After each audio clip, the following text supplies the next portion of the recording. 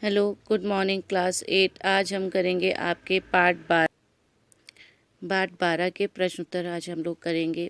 आपका पार्ट 12 था जहाँ पहिया है। उन जंजीरों को तोड़ने का जिनमें वे जकड़े हुए हैं, कोई ना कोई तरीका लोग निकाल ही लेते हैं। आपके विचार से लेखक जंजीरों द्वारा किन समस्याओं की ओर इशारा कर रहा है?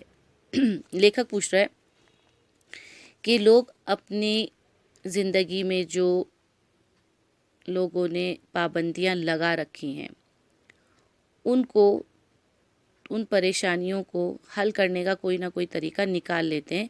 इससे उसका इशारा किस तरफ है? उत्तर है आपका, क्या आप लेखक की इस बात से सहमत हैं? अपने उत्तर का कारण भी बताइए।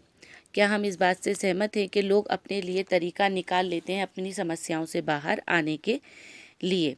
तो हमें अपने विचार बताने हैं। उत्तर है, लेखक पी साईनाथ जंजीरों के माध्यम से निरक्षरता, अंधविश्वास, पिछड़ेपन आदि समस्याओं की ओर संकेत कर रहे हैं। पिछड़ेपन के कारण पिछड़ेपन का कारण ही है कि पुरुष प्रधान समाज में नारी को वस्तु समझा जा रहा है।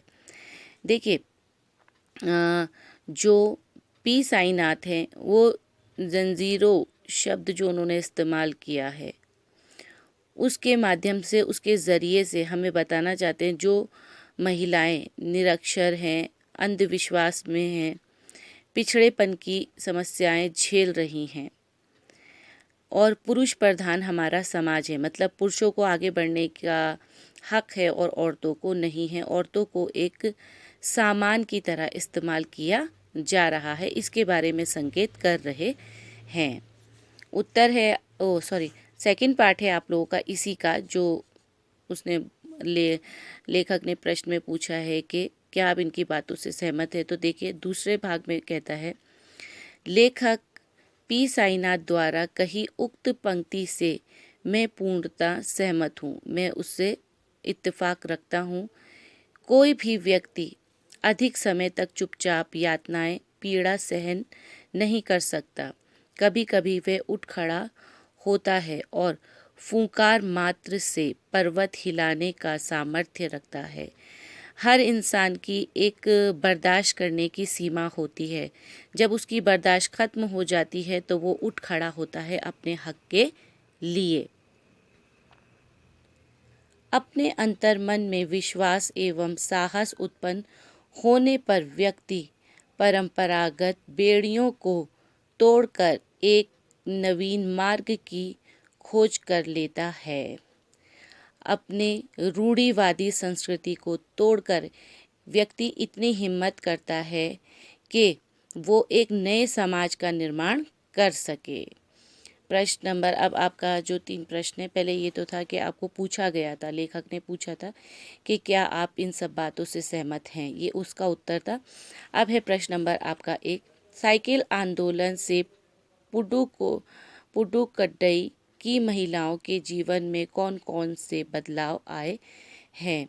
अब पुडुकोई की जो महिलाएं थे, उनकी ज़िंदगी में कौन कौन से चेंज आए साइकिल चलाने से?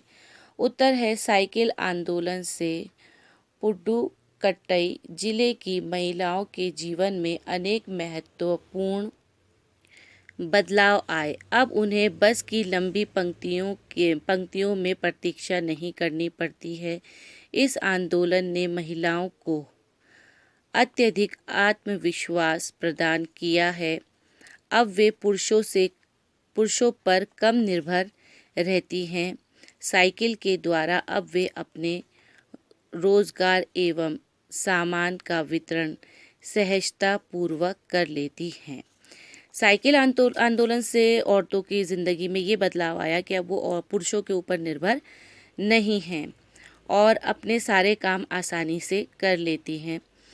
अपना, भले उन्हें घर का कोई सामान लाना हो, बाज़ार जाके अपना सामान बेचना हो, ये सारे कार्य वो बहुत आसानी से कर लेती हैं। उन्हें पुरुषों के ऊपर निर्भर रहने की कोई आवश्यकता नहीं है और वो आत्मनिर्भर बन चुकी हैं। तो आज हम इसके यहीं तक करेंगे बच्चों। इसका प्रश्न नंबर 2 और 3 हम लोग कल करेंगे।